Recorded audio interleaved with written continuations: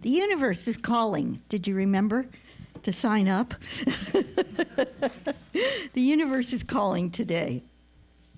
I am excited to be here with you. I was just telling the musicians before the service that I get to be here. I don't have to be here. I get to be here, and I'm always thrilled to be in your presence and to get to share with you some of the thoughts that are moving through my mind and my heart, and some thoughts that I've gained from others.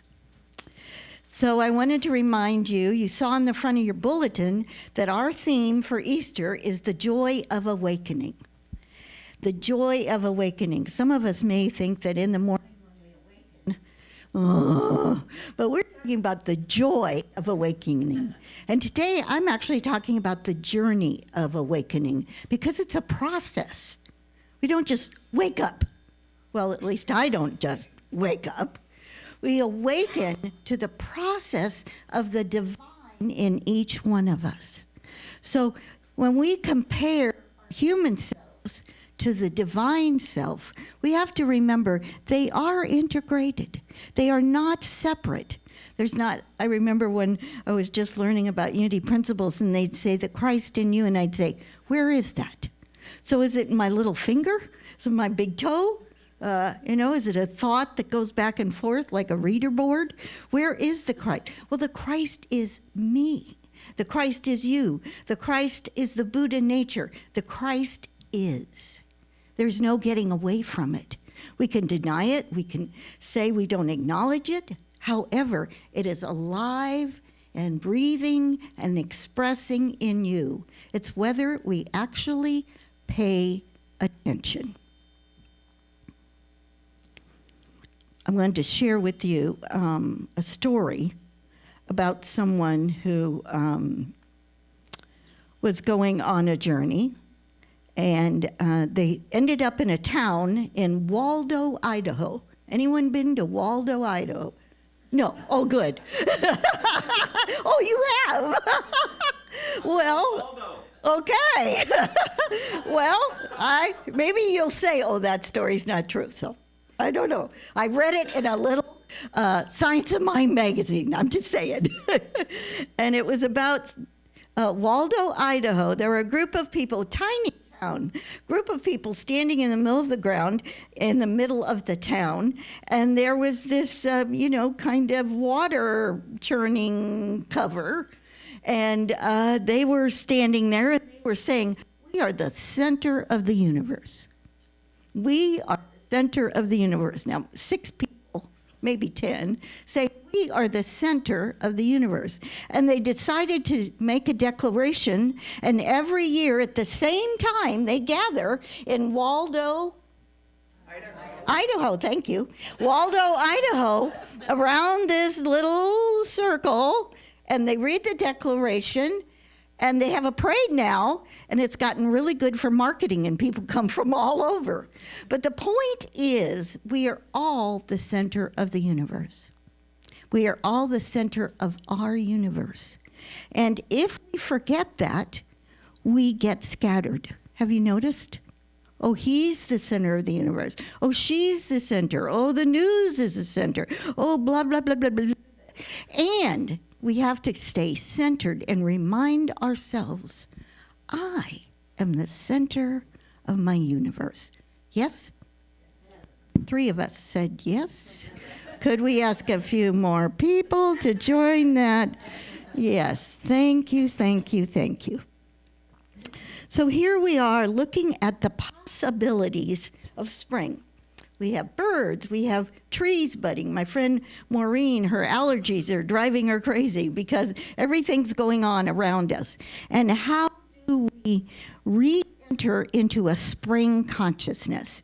Spring consciousness is about newness, it's about possibility, and it's a spiritual journey. It's a spiritual journey. And so if we awaken to the spring consciousness, the spiritual consciousness, we are realizing, aha, that means change. The daffodils can't stay under the ground when it's spring. The sun comes out, the water comes out, and up they come. Do you think they can have an argument? No, thank you. I'd like a year off. You know, I really don't want to grow this year. Anyone ever said to the universe, I don't want to grow this year? I've had enough, thank you very much. No more growing for me. And guess what happens? It happens anyway, right? Here we are, ready to do it, ready to awaken. Awaken. And some of us go to sleep to our depth and intuition and our spiritual guidance. So I have a little story. It's actually a poem I want to share with you. It's called Choose Again.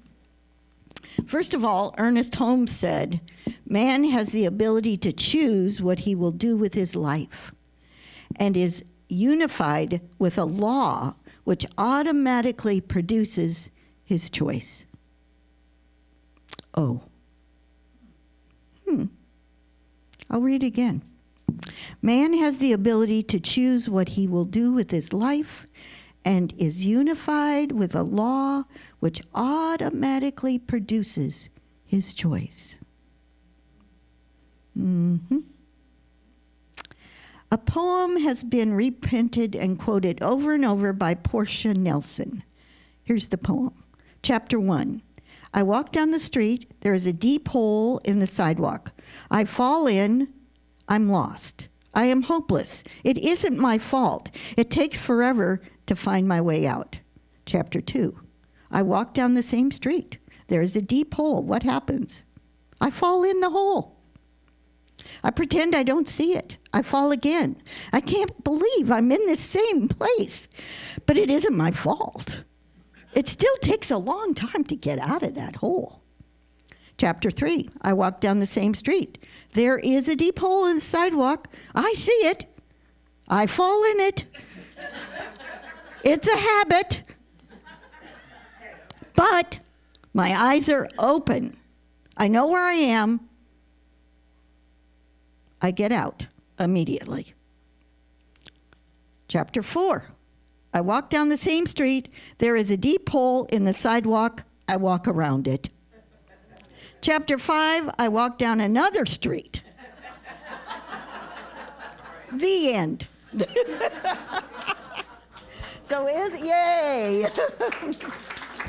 So isn't that life?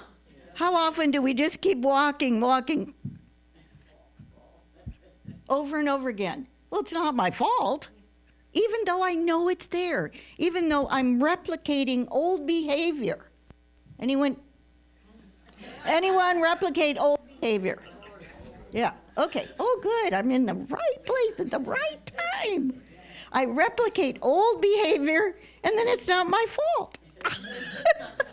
Of course it's not. It's their fault. It's his fault, her fault, the universe, anybody else I can point a finger at. It's your fault. And in truth, have a choice to awaken. Oh, there's a hole. I have a choice. Oh, I could walk around it. I could go to another street. Concept. I could change. And that's what the joy of awakening is. It's changing and opening to new possibilities, new ways of thinking, new ways of not overreacting, new ways of being neutral to situations that trigger us into some anger or frustration or whatever it might be. When we think about it, when we think about the spiritual journey, it is an evolution. It's in alignment with all of nature. All of nature is evolving, season by season, year by year, thousands of years by thousands of years. It's all evolving. And you and I want to press the stop button. I'll just stay here, thank you very much. Oh, let me still be 21, or oh, let me still be a mom, or oh, let me whatever. And life moves on, doesn't it? And we get to move to the next stage of consciousness. I often have done talks called The Seesaw of Life. And the seesaw, which I've experienced, it's just like falling in the hole. The seesaw of life is fear or faith. Anyone been there? Fear or faith? Anyone stay in the fear position? Oh, yeah. And to get that board over to faith takes some work, takes some prayer, takes some meditation, takes some affirmations, takes a new vision about what that is over there. Because if I'm stuck in fear, which I've lived a lot of my life there, if I'm stuck there, getting over there takes movement. What does it take? Action. Oh, well, I don't. I want someone to do it for me.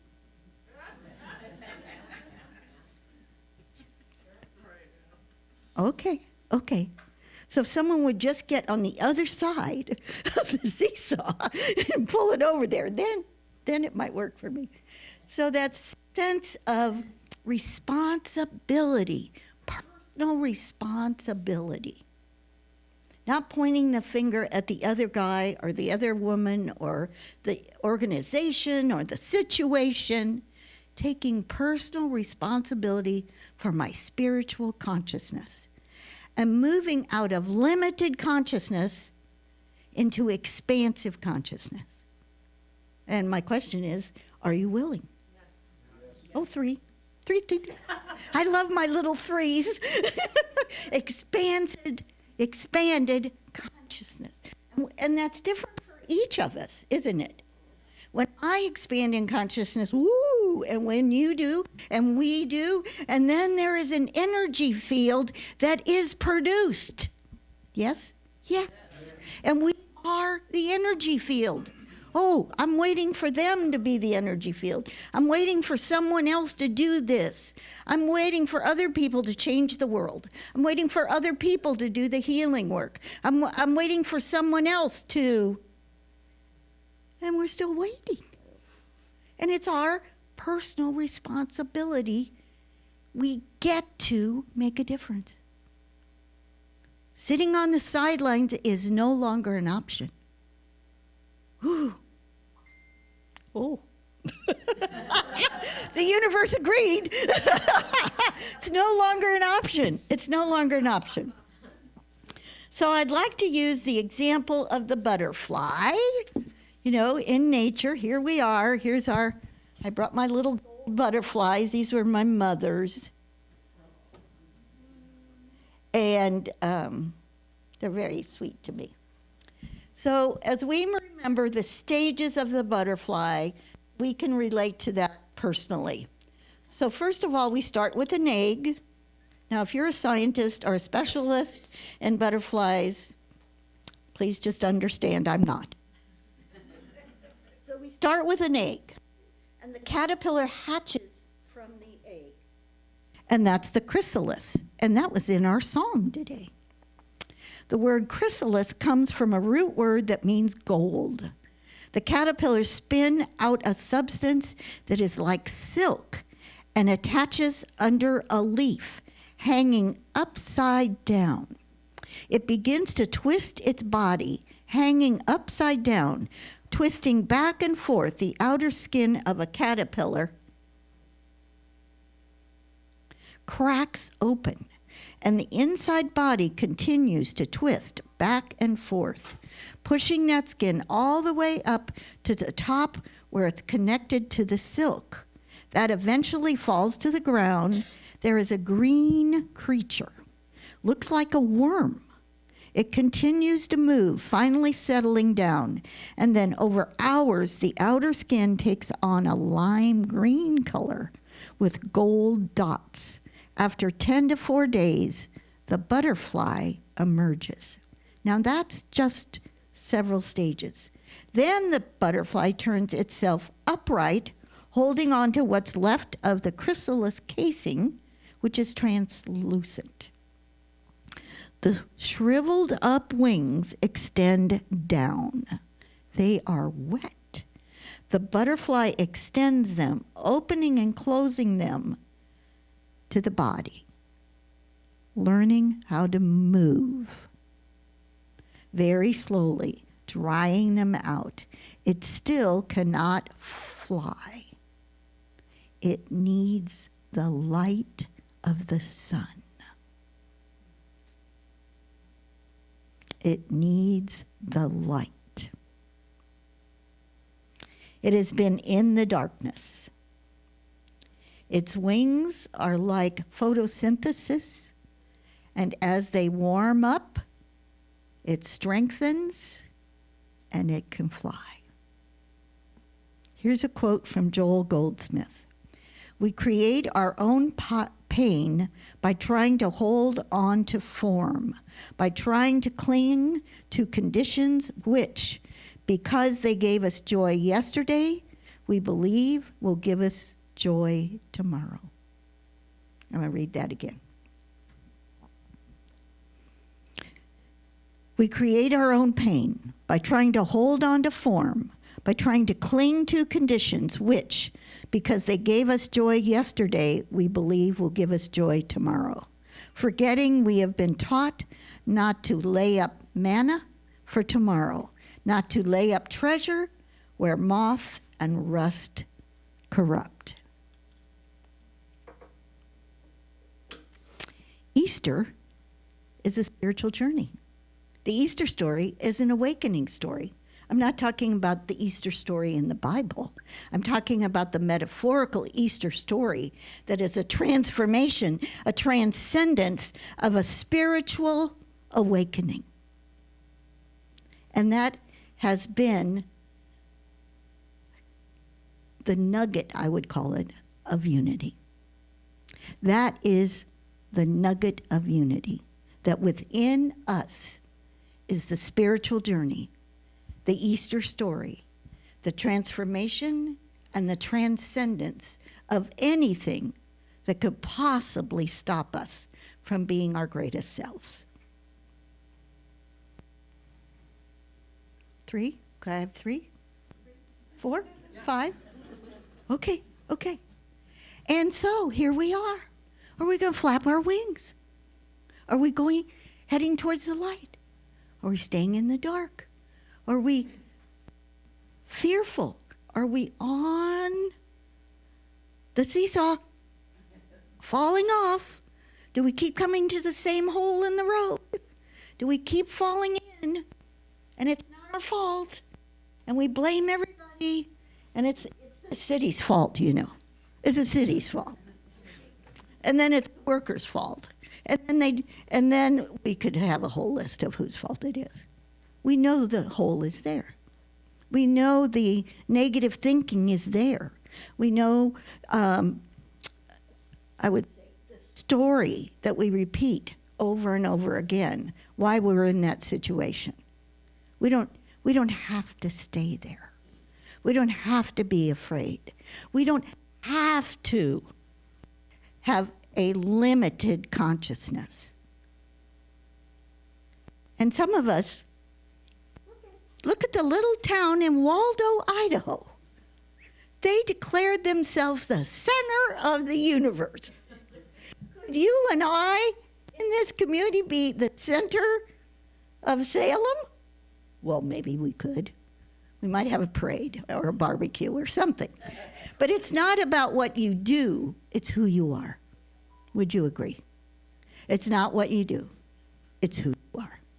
And we have the opportunity, I'm including myself, we have the opportunity to be more. We always have the opportunity to be more. More joy. More joy, more love, more light, more connected, more expansive. And the question always is, sometimes I put my hand on my hip and I say, I can't. I don't know how. And then the other voice says, I can. And then I won't. I will. Anyone have that dialogue in here? Oh, yeah. Oh, yeah. Oh, see, you are my crowd. I knew it. I knew it.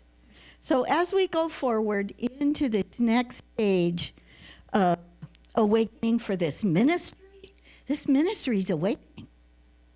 You know what? We can't stop it. It's meant to fly. It has the power. It has the potential. It has the people. It has the land. It has the love. It has the connections. We can't stop, but we can direct it. We can direct it. And that is our job. And the kids are having music downstairs, and I love it. And then Angela just appears over here, and we go to the next step. It's magic. It's just magic. And pretty soon we'll go into meditation. So as you begin, I'm just inviting you now to ask yourself, where is the hole that I fall into? Where is the place that I'm on the seesaw and I'm afraid to move to the next stage? Where is the opportunity that's in front of me that I've been turning my back to? I don't want to work that hard. I'm too old. What do you think? I'm really, anyone? Now, I fell this week, and I can't believe I can put my arm on my hip because I could not move my arm yesterday. So you're giving me great energy. Thank you. So as we turn within, let's just start with those ideas. Where am I today? Oh, you go ahead, close your eyes, and we'll just let that music be our music. Where am I today?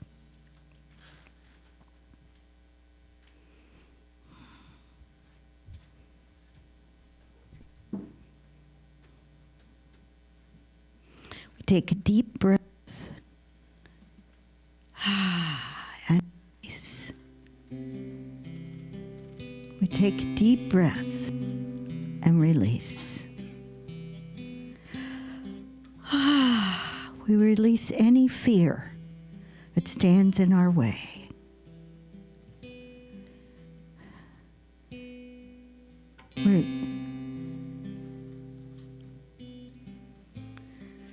We release the grief, the past, the sense of loss, and know that the healing energy is in this room right now.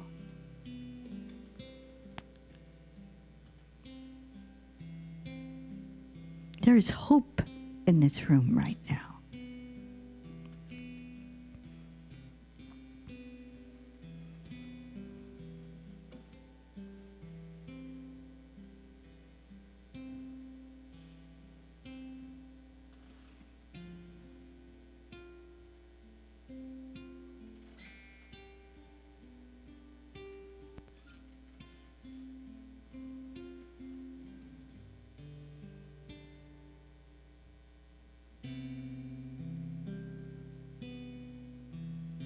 Allow yourself for a few moments to feel the awakening in you. Your ideas, your possibilities, your wings of new creation. To be connected to the light. I am one with the light.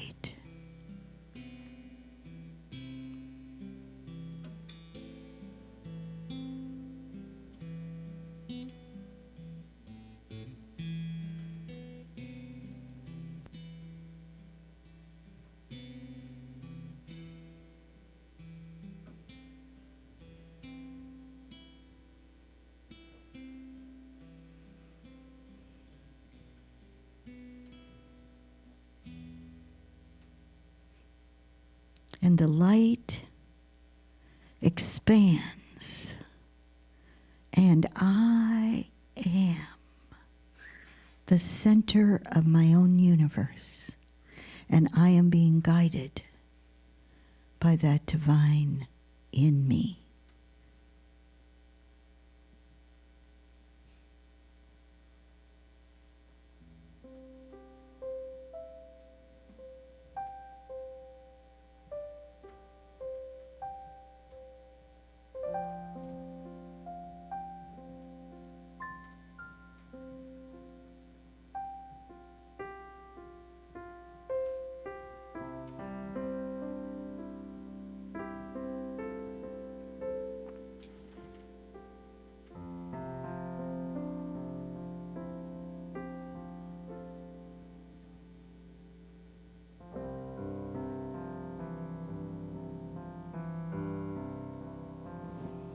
And the light in me and the light in you is one light, reflected in many ways.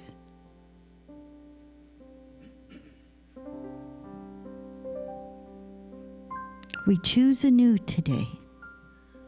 We choose a new path, a new journey. We choose individually and collectively.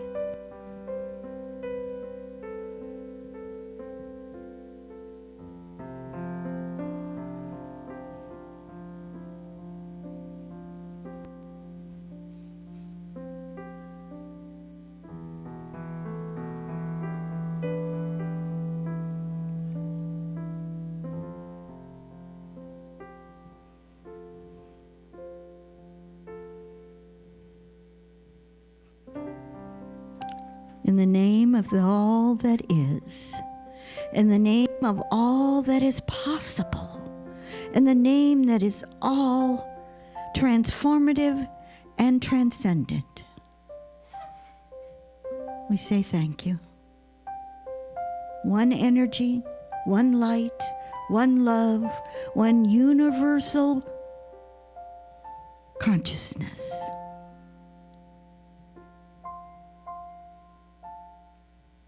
No matter what it looks like, it is whole. And it is divine. We call it by many names. And it is the truth. We are one. And so it is. Amen. Amen. Please say it with me. We are one. We are one. And so it is. It is done. It's done. Thank you, thank you, thank you.